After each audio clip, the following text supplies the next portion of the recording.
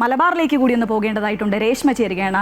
രേഷ്മ, മലബാർ എന്ന് പറയുമ്പോൾ മുഖ്യമന്ത്രി പിണറായി വിജയന്റെ ധർമ്മടം ഉൾപ്പെടുന്ന മലബാർ, അവിടെ UDF തരംഗം ഉറപ്പിക്കുന്ന തരത്തിലാണ് എക്സിറ്റ് പോളുകളൊക്കെ വന്നത്. എന്തായാലും കോഴിക്കോട് 8 മുതൽ 10 സീറ്റ് വരെ UDFന് പ്രവചിക്കപ്പെടുന്നുണ്ട്. പക്ഷേ ഇത് UDF ക്യാമ്പിന് ആത്മവിശ്വാസം നൽകുന്നു എങ്കിൽ കൂടി എക്സിറ്റ് പോളിൽ കാര്യമില്ല, തുടർഭരണം ഇത്തവണ ഉറപ്പായിട്ടും ഉണ്ടാകുന്ന LDF ഉറച്ചു വിശ്വസിക്കുന്നു. എന്തായാലും അവിടെ BJPയും പ്രതീക്ഷ വയ്ക്കുന്നുണ്ട്. അങ്ങനെ മൊത്തത്തിൽ മലബാർ മേഖലയിൽ നിന്ന് നൽകാൻ കഴിയുന്ന വിവരങ്ങൾ. LDFന് കനത്ത ആത്മവിശ്വാസം തന്നെയായിരുന്നു നേരത്തെ ഉണ്ടായിരുന്നത്. പക്ഷേ എക്സിറ്റ് പോൾ വന്നപ്പോൾ അത് UDFന് അനുകൂലമെന്നത് LDF ക്യാമ്പിന് കനത്ത നിരാശയാണ് നൽകിയിരിക്കുന്നത്.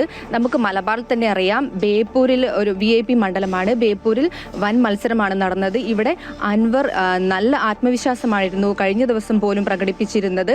അതായത് താൻ ജയിച്ചു കഴിഞ്ഞാൽ, താൻ തോറ്റു കഴിഞ്ഞാൽ ഈ മണ്ഡലത്തിൽ മൊട്ടയടിച്ച് കമ്മലിട്ട് ഞാൻ മാനാഞ്ചിറയിലൂടെ നടക്കുമെന്നുള്ള തരത്തിലായിരുന്നു അൻവർ ബേപ്പൂരിൽ വെല്ലുവിളി നടത്തിയത്.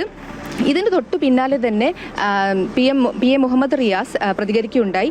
എക്സിറ്റ് പോളിലല്ല, എക്സാറ്റ് പോളിലാണ് LDF വിശ്വസിക്കുന്നു എന്ന തരത്തിലായിരുന്നു PM മുഹമ്മദ് റിയാസിന്റെ പ്രതികരണം. മാത്രമല്ല, നേരത്തെയുള്ള പ്രവചനങ്ങളെല്ലാം മലബാറിൽ തെറ്റായിരുന്നു വന്നിരുന്നത്. ബേപ്പൂരിൽ റിയാസ് നേരത്തെ 2021 തോൽക്കുമെന്നുള്ള രീതിയിലുള്ള എക്സിറ്റ് പോളുകളായിരുന്നു വന്നിരുന്നത്.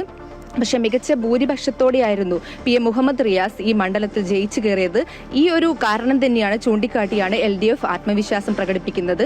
അതേസമയം നമുക്കറിയാം, മലപ്പുറത്തേക്ക് കടക്കുകയാണെങ്കിൽ അത് UDFന് തന്നെ അനുകൂലമായ മണ്ഡലമാണ്. എക്സിറ്റ് പോളും അനുകൂലമായി തന്നെയാണ് വന്നിരിക്കുന്നത്. പൊന്നാനി ഒഴിച്ചുള്ള മറ്റു മണ്ഡലങ്ങളിൽ UDF തന്നെയായിരിക്കും വിജയിച്ചു കയറുക എന്ന് ഉറപ്പ് വരുത്തിയിരിക്കുകയാണ്. മഞ്ചേശ്വരത്തേക്ക് നമുക്ക് കടക്കുമ്പോൾ അറിയാം, ഇത്തവണയും മഞ്ചേശ്വരത്ത് BJPയുടെ മോഹം പൂവണിയില്ല എന്നുള്ള ഒരു എക്സിറ്റ് പോളാണ് വന്നിരിക്കുന്നത്. പക്ഷേ BJP അവിടെ ഭൂരിപക്ഷം കൂട്ടും എന്നുള്ള തരത്തിലുള്ള പ്രവചനങ്ങളും ചില ഇടത്തിൽ നിന്നുണ്ടായി. നമ്മുടെ കണ്ണൂരിലേക്ക് എത്തുകയാണെങ്കിൽ നമുക്കറിയാം, കണ്ണൂരിൽ വിമതരെ ഉപയോഗിച്ചുകൊണ്ട് എത്രയും പെട്ടെന്ന് വിമതരെ ഉപയോഗിച്ചുകൊണ്ട് സീറ്റ് നേടാമെന്നായിരുന്നു UDFന്റെ ആത്മവിശ്വാസം. അതേസമയം വിവാദങ്ങളുണ്ടായി. നമുക്കറിയാം, പാർട്ടിയുടെ ഫണ്ട് ക്രമക്കേടിൽ കുഞ്ഞികൃഷ്ണൻ, അതുപോലെ തന്നെ ശ്യാമളയുടെ സ്ഥാനാർത്ഥിത്വവുമായി ബന്ധപ്പെട്ടിട്ട് അടുത്ത TK ഗോവിന്ദന്റെ രാജി, തുടർന്നുള്ള മത്സരം, ഇതെല്ലാം തന്നെ CPMനെ ഉലച്ചിരുന്നു. പക്ഷേ ഇവിടെ തന്നെ വോട്ട് മറിയില്ലെന്നുള്ള തരത്തിലാണ് നമുക്ക് എക്സിറ്റ് പോളും വന്നിരിക്കുന്നത്. വയനാട്ടിലേക്ക് കടക്കുകയാണെങ്കിൽ വയനാട്ടിൽ UDFന് മാത്രമാണ് അനുകൂലമെന്നുള്ള എക്സിറ്റ് പോളുകളാണ് വന്നിരിക്കുന്നത്. ഇത് തന്നെ ആത്മവിശ്വാസം UDFന് ഉയർത്തിയിരിക്കുന്നു. അതേസമയം എക്സിറ്റ് പോളിൽ കാര്യമില്ലെന്ന തരത്തിൽ തന്നെയാണ് CPM നേതാക്കൾ ഉൾപ്പെടെ LDF നേതാക്കൾ ഉൾപ്പെടെ പ്രതികരിച്ചു കൊണ്ടിരിക്കുന്നത്.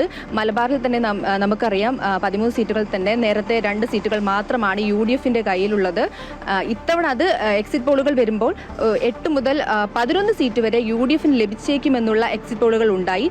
പക്ഷേ ഇത് വെറും പ്രവചനം മാത്രമാണെന്നും മലബാറിൽ ഇത്തവണയും LDF തന്നെയായിരിക്കും മുൻതൂക്കമെന്നും മികച്ച ഭൂരിപക്ഷത്തോടെ എല്ലാ മണ്ഡലത്തിലും ജയിച്ചു കയറുമെന്നുള്ള ആത്മവിശ്വാസമാണ് LDF ക്യാമ്പിൽ നിന്നും ഉയരുന്നത്. PM മുഹമ്മദ് റിയാസ് തന്നെയാണ് ഇതുമായി ബന്ധപ്പെട്ട് പ്രതികരണങ്ങൾ വന്നുകൊണ്ടിരിക്കുന്നത്.